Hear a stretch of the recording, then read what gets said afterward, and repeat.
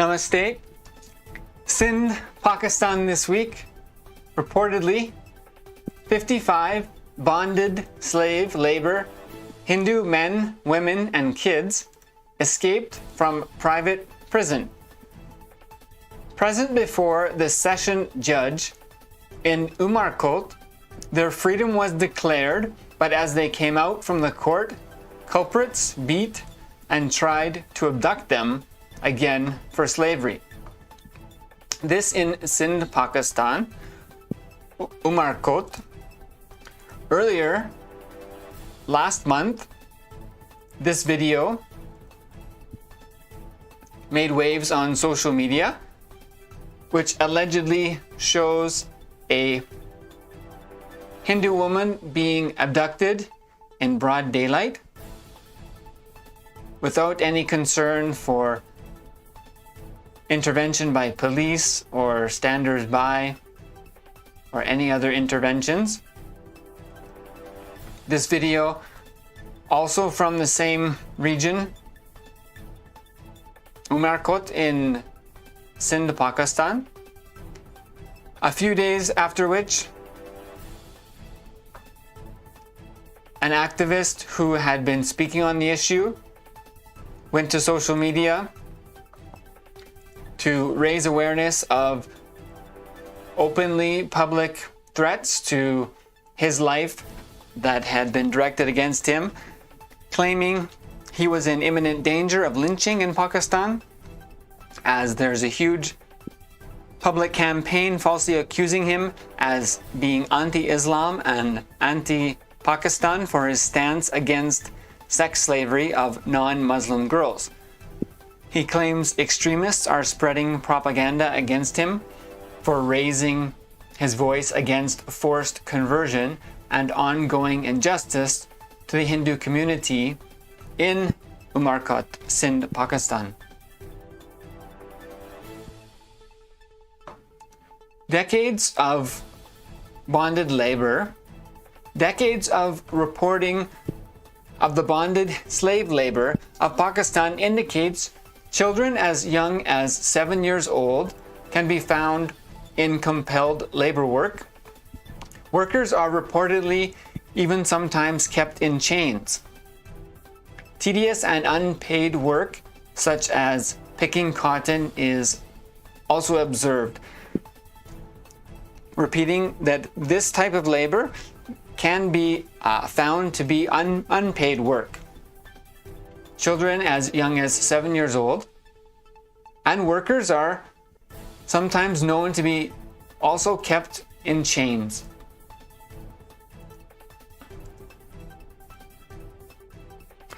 Today, bonded labor is found in different forms and is bracketed under modern-day slavery. The crux of the problem is often related to loans and debts as the heart of the exploitation where people are forced to work. So, for example, there may be many families, 25 families or more, that are working in a bonded labor situation, doing some type of labor. There may be a loan, say 60,000 rupees, 20,000 rupees, given to those workers to start the year's sowing of the harvest, and then payments on that loan are expected over time, and the interest accrues, and the landowner may make up excuses for what more expenses there were, or change the actual cost of expenses and carry that loan forward rather than allowing the workers to pay it off. And the amount of profit that is gotten from a harvest may be reduced in how it is presented to the workers so that they get less share and there's less opportunity to repay the loan that they had taken initially.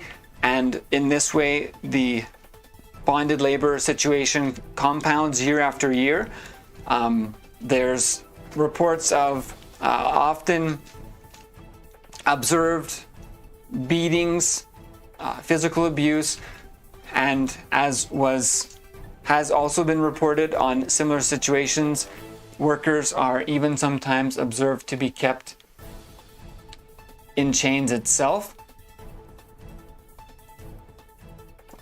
And many of the women are known to be routinely whipped. A lot of the people may be illiterate and unable to actually understand completely what are the reports as per the amount of profits that the landowner is reporting, or even the costs of certain materials, or what the meanings of certain things are, the percentages of, say, interest or repayment schedule that is being agreed upon. So there are various ways that this cycle of bonded labor has been perpetuated to keep the laborers in a powerless relationship. Kids may be drugged to keep them quiet. Girls may be gang raped. So all of these atrocities have been reported over decades in these types of bonded labor, slavery situations. Atma Shanti has been offered, as at least 12 yatris died and 16 others were injured in a stampede that occurred at the Mata Vaishno Devi shrine in Jammu and Kashmir early January 1st morning. There was a stampede that was reportedly triggered when a group of people who were present at the shrine attempted to make a U-turn and were confronted by another group, and things escalated, and a group of people were instigated into movement where nearby devotees were also sleeping. Apparently people were trampled and crushed in the stampede. At least 12 yatris had died and at least 16 others were injured. The Supreme Pontiff of Hinduism, Bhagavan Nityananda Paramashivam, and Kailasa Nation takes spiritual responsibility for bringing about world peace, for enriching the entire humanity, and for teaching the humanity the timeless contributions and spiritual benefits of not only the Varnashrama Dharma system, but the entire ancient Enlightenment Hindu ecosystem itself and the civilizational nation of Kailasa.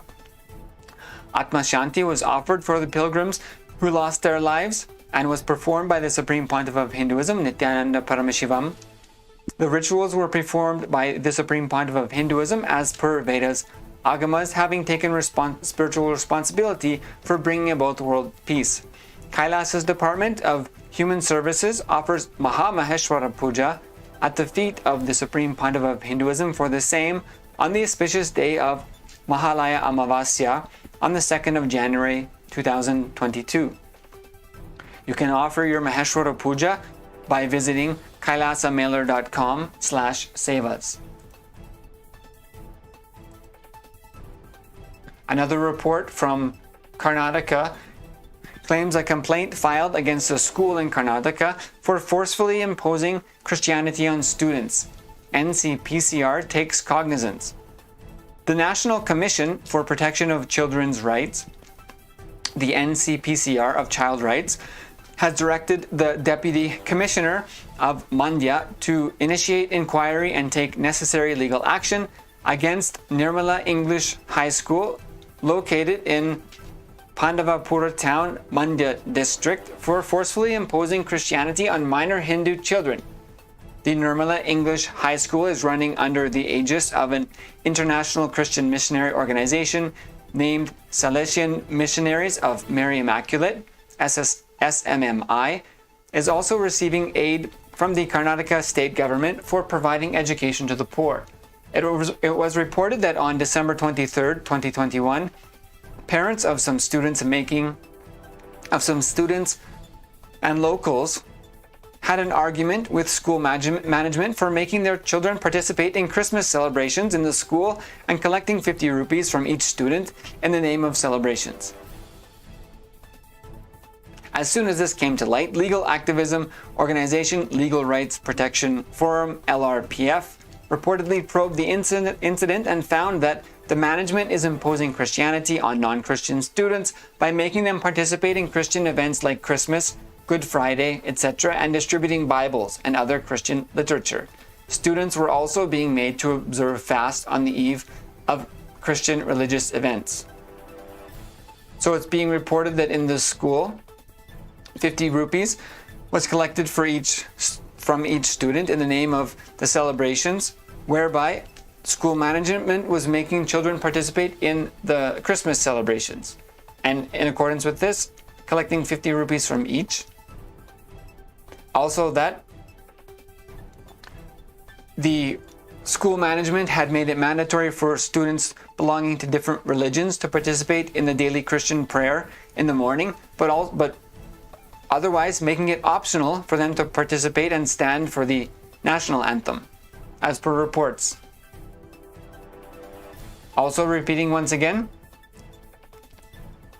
that non-Christian students were reportedly made to participate in Christian events like Christmas, Good Friday, as well as observing the distribution of Bibles and other Christian literature, and that students were also being made to observe fasting on the eve of Christian religious events.